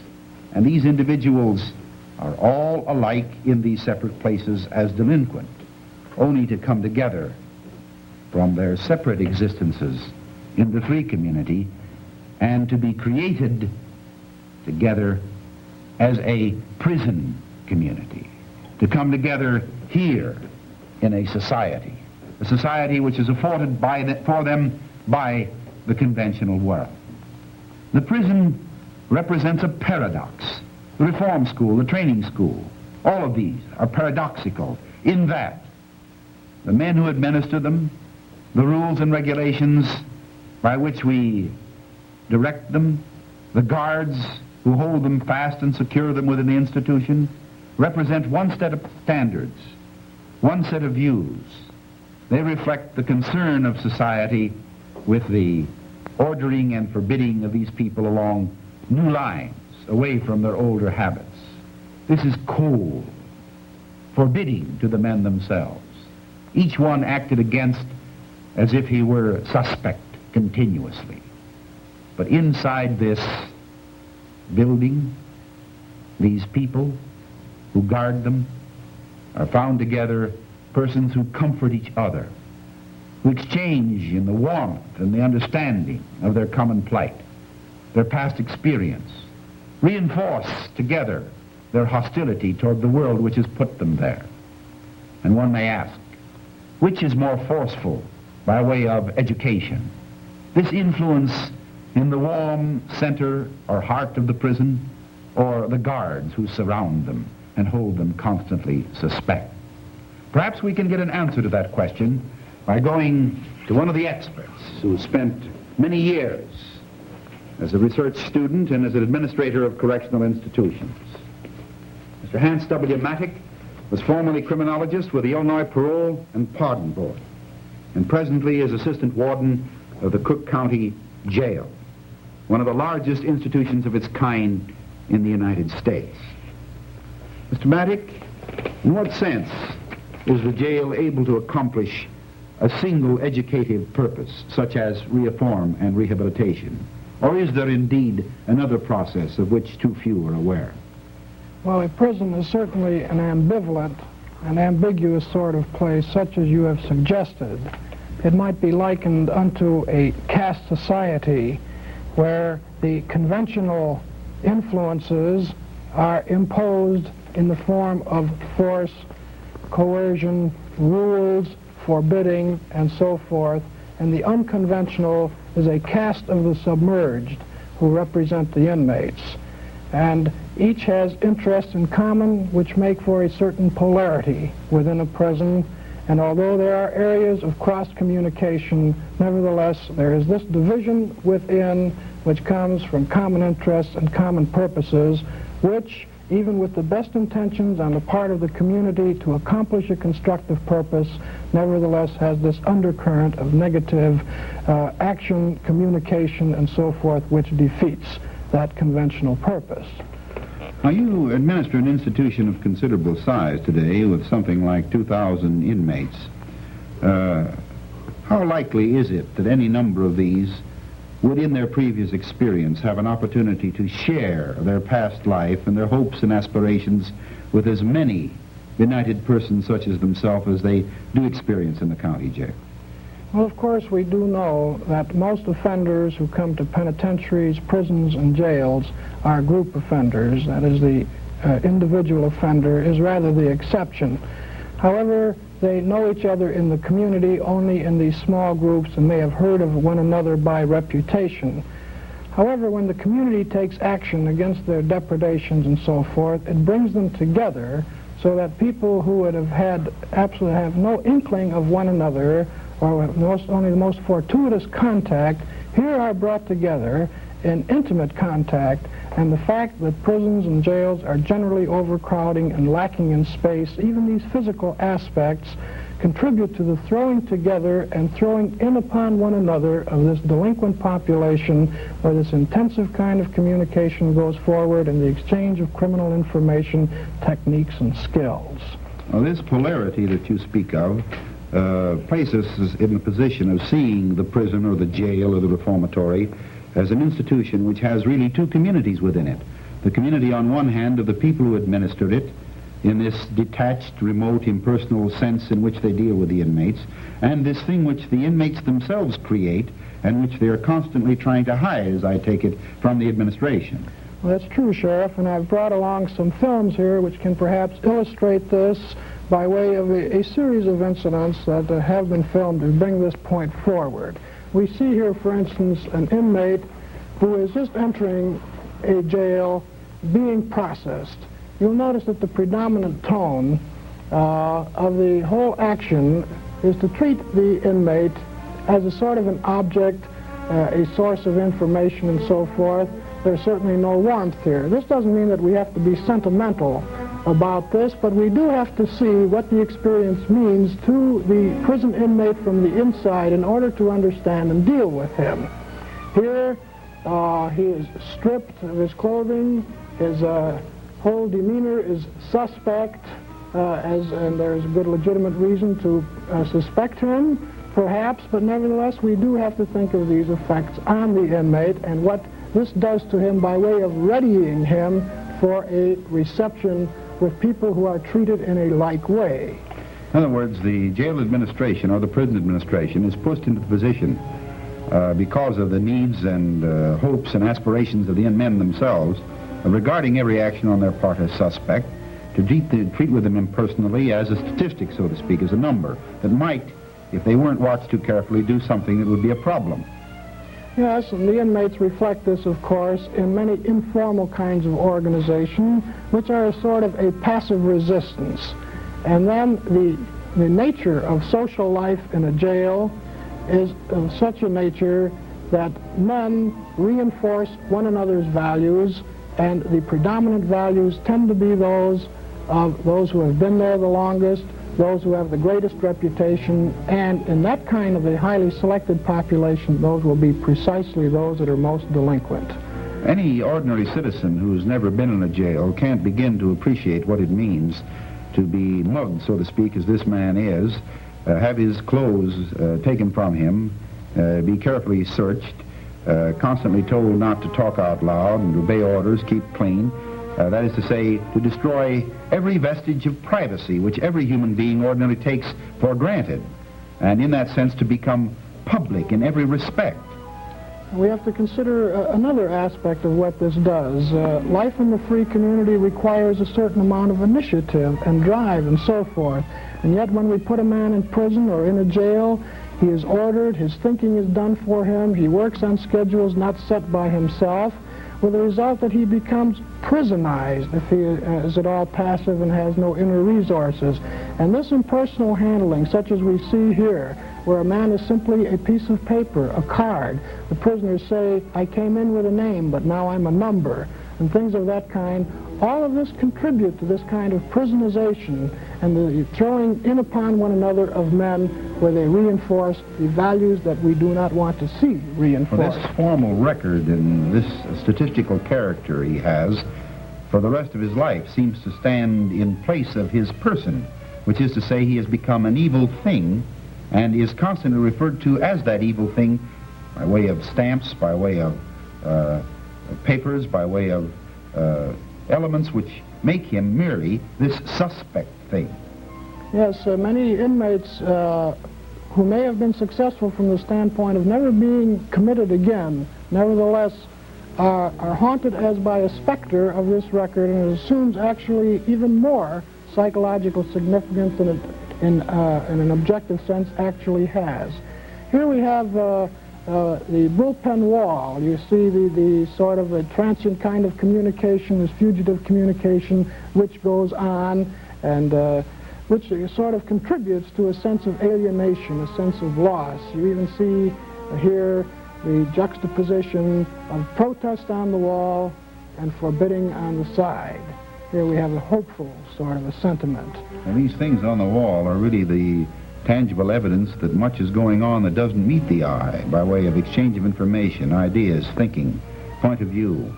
And all of that is on the other side of those bars, while this formal, forbidding world is on this side of the bar. Now here's a man going in, I take it. Yes. He's going to meet that other world, is he not? That's right. Now, when he first comes into the cell such as this, at first he may be taken in with a certain amount of distrust and reserve on the part of other inmates because they don't know him. However, after a certain passage of time, or after a common experience, or even after perhaps a form of initiation or something in the nature of a kangaroo court, such as exists in many prison institutions, thereafter, when he's proved himself, such a thing as this, where he's being shaken down to see what he has on him and so forth, while the others remain passively in the background, that sort of thing will make him one of the group.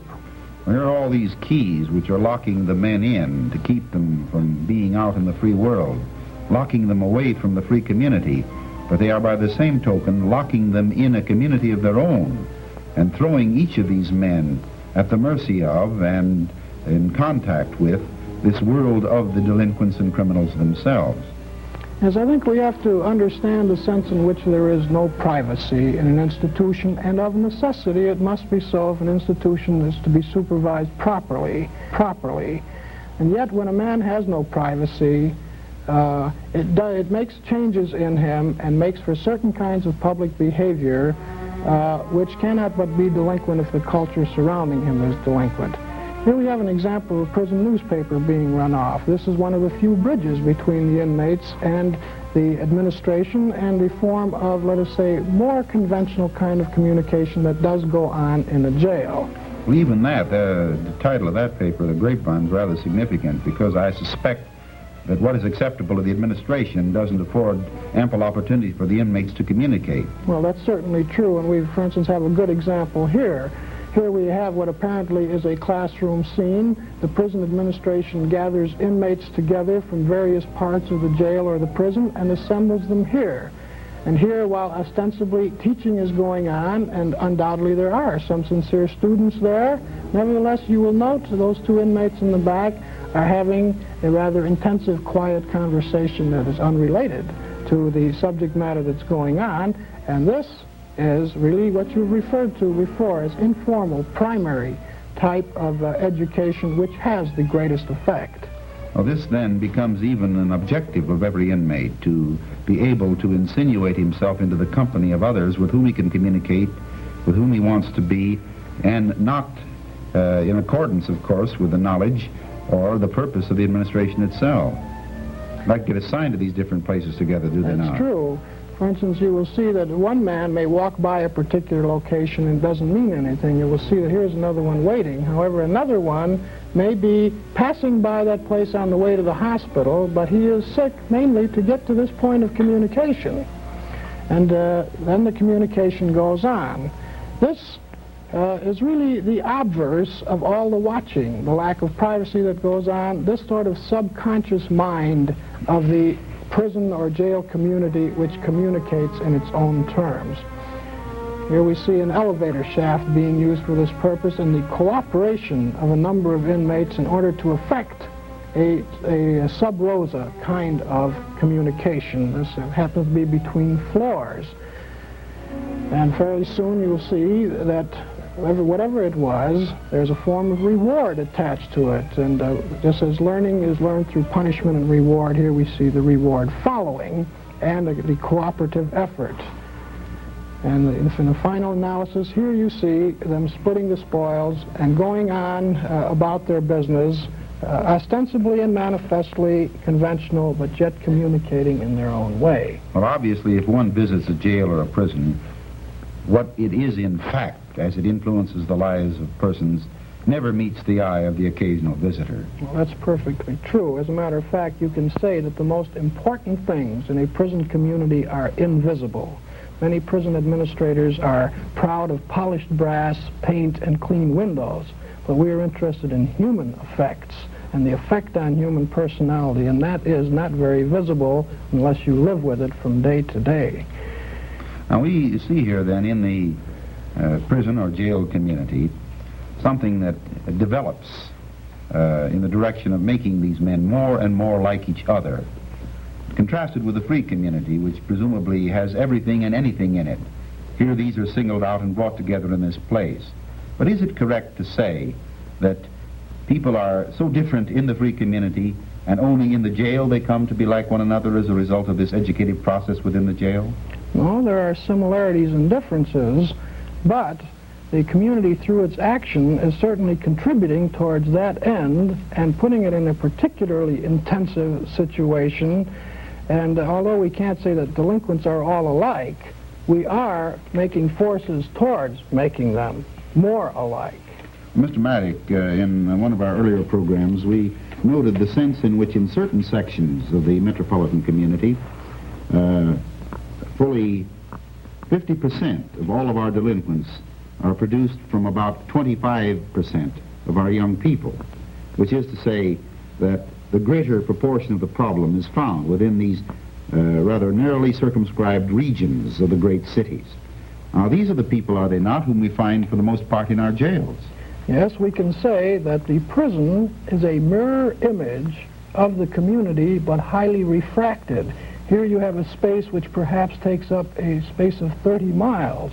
But in a place like the Cook County Jail, you will have a single building where you have this intense concentration of delinquents together, and very few informal conventional forces. All the informal forces are of this dark delinquent character such as we have there.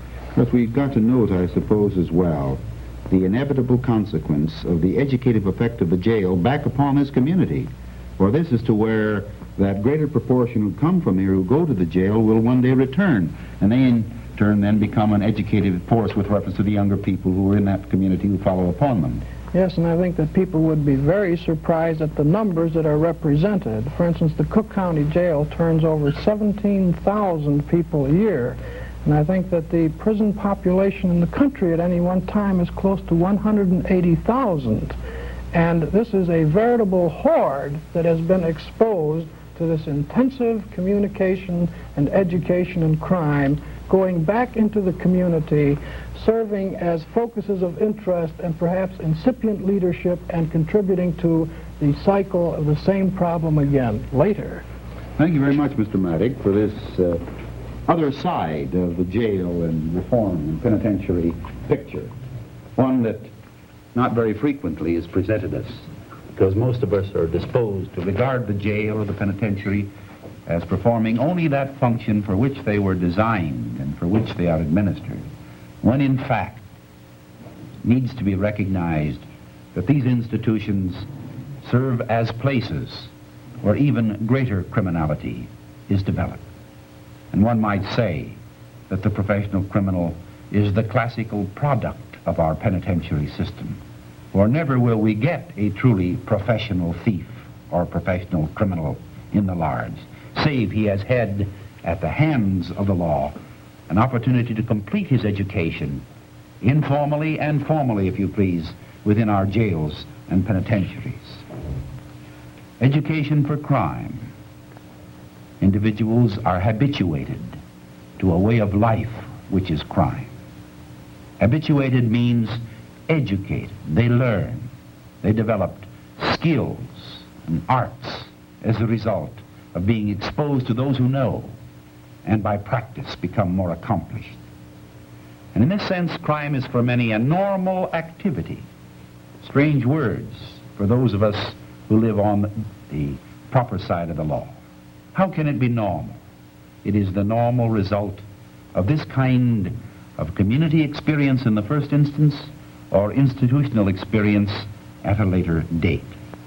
For the institutions of our society which deal with criminals, for the most part, contribute to the hardening of the criminal, accentuate their conflict with society. Imprisonment is education. It dramatizes evil. There is exchange of information and experience. There is the rejection because one has a record and becomes a statistic, a piece of paper. Imprisonment makes the delinquent self-consciously at war with society, and so to speak, makes for such individuals a world which is safe for crime because of their knowledge. They start out as individuals in their separate ways. We take them from their separate places and bring them together. And bringing them together, we create a community of interest, an opportunity for exchange of information, and for accentuating their hostility towards society. This is truly a community, but not a community for good. It turns out to be subtly a community of crime for crime. Next time we meet, we would like to take you with us into another area of the delinquency problem, to explore, if you please, for a time, the problem of the home, so crucial in the development of every child. The sense in which the defective or broken home, the impaired home, the disrupted home, plays a role in the production of delinquency and of crime. For in a defective child-parent relationship lies that condition under which irresponsibility is bred in children. In the development of delinquency, in the development of the criminal offender, the broken home has played a major role. Once again, join us in our next program when we will throw the searchlight on delinquency, the broken home. Thank you for being with us.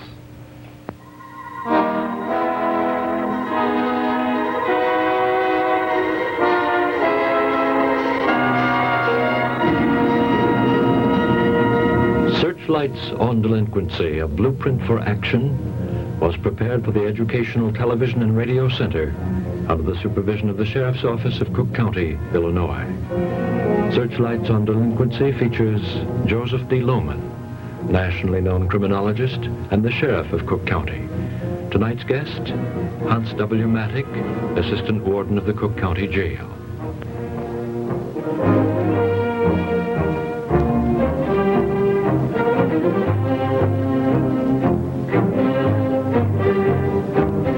Film sequences by Stephen Lasker. Searchlights on Delinquency is directed by Thomas Aldridge, produced by Alan Sweeto.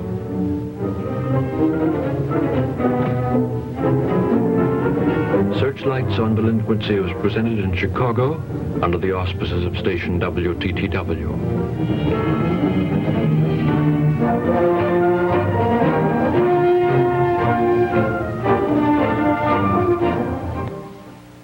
This is National Educational Television.